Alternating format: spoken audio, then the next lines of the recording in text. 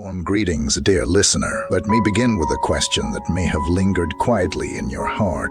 Why is it that some people never worship gods and never kneel before shrines, never chant sacred texts, and yet live lives of honesty, integrity, and kindness? And why is it that others who proclaim faith on their lips every day, who bow and pray before altars, still fall into selfishness, greed, and corruption? The answer lies in a subtle but profound truth. Faith and reverence are not the same. You may choose not to believe in God, a Buddha, or any deity at all. That is your freedom. But if you live without reverence, without an inner compass that acknowledges consequences, cause and effect, and the fragile sanctity of life, you will inevitably lose yourself in the endless storm of desire. Today, let us embark on a long and deep exploration. We will uncover why reverence is not about superstition, not about fear, but about humility, self-discipline, and awareness. Through stories from history, reflections from modern life, and insights from philosophy, I invite you to see why reverence is perhaps the most essential quality of a human being. Part 1 of Faith and Reversing are not the same. Faith is about what you believe. Reversing is about how you live. Faith can be directed outward. You may believe in God, a being, nature, or nothing at all. Reversing, however, is directed inward. It is the recognition that actions have consequences, that the universe has patterns, that life deserves risk. Imagine two men. The first goes to the temple daily, chanting scriptures, bowing before statues. Yet in his business, he cheats his clients, lies to his employees, and manipulates his friends. His lips recite words of faith, but his heart is empty of reverence. The second man never steps into a temple. He never calls himself religious, but when he speaks, he avoids cruelty. When he works, he avoids deception. When he drives, he respects the red light, not out of fear of fines, but out of respect for life. He may not be a man of faith, but he is a man of reverence. Which of the two embodies true virtue?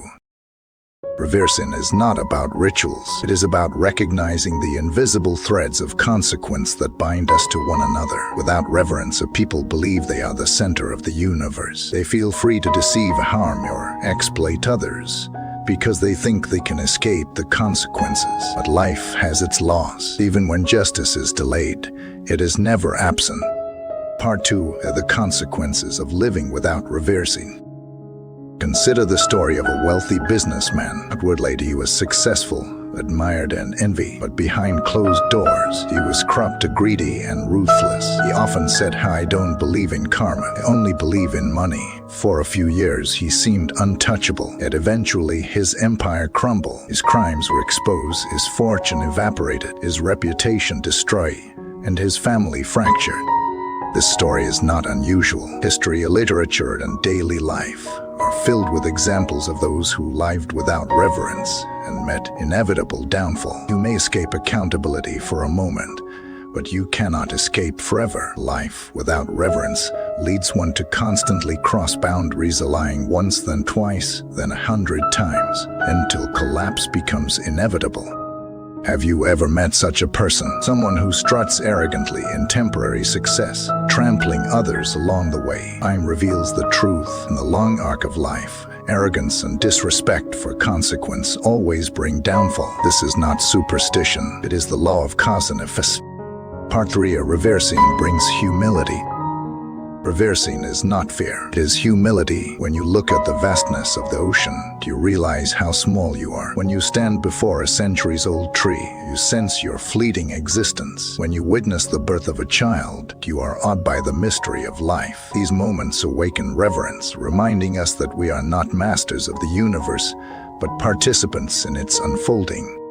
Humility is born of reverence. It softens arrogance, tempers ambition, and grounds us in reality. Consider the words of Lin Zizhu, the Chinese statesman who stood against the opium trade. If it benefits the country to live, I will live. If it benefits the country to die, I will die. These were not words of fear, but of reverence for the nation, for the people, and for the greater order of life. Reversing gave him the strength to act beyond personal interest.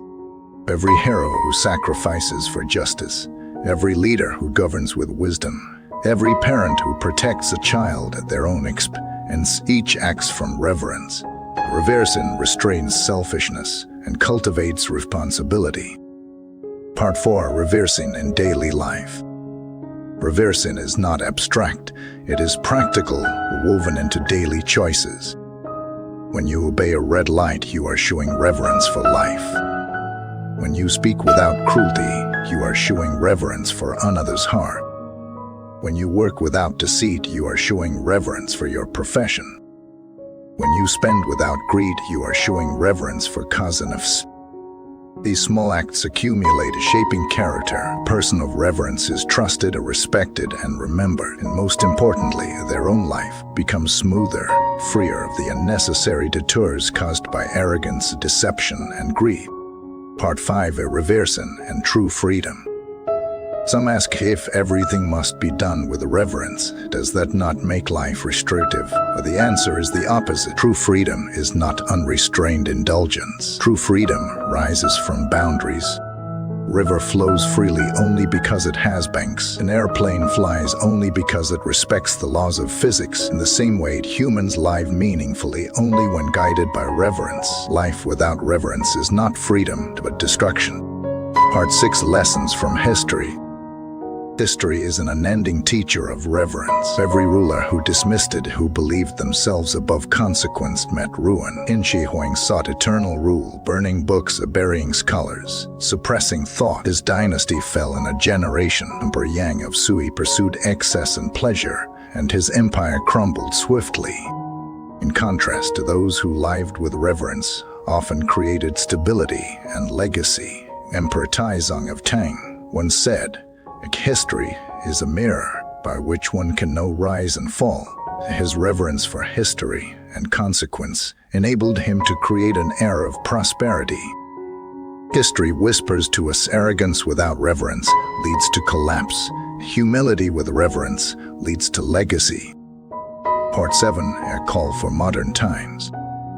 In today's world, reverence remains essential. When chasing wealth, we must ask, have I crossed a line? When posting online, we must ask, will my words wound another? When consuming nature, we must ask, am I taking more than I should?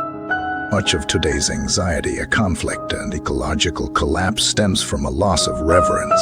If we can restore it, reverence for nature, for life, for law, for consequence, we will find stability not only in society, but also in our own hearts. Part 8. Final reflections.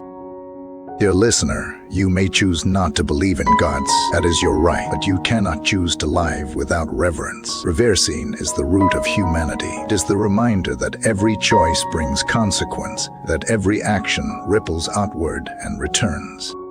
Live with reverence, and you will live wisely. Respect life, and life will respect you. From this day on, carry reverence in your steps. When you look at another person, see the sacredness of their heart. When you look at nature, see the fragility of its balance. When you make choices, remember their inevitable echo. This is not about fear, it is about wisdom. Reversing is the strongest guardian of our lives. Thank you for watching this video. So if this message has touched you, please like, subscribe, comment, and share, so together we can spread the wisdom of reverence in a world that needs it more than ever. Before you leave, here's something special.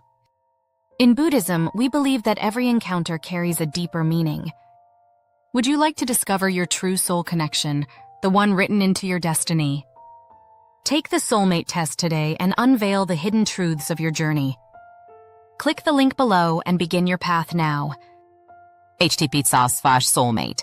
You wisdom more, come, white.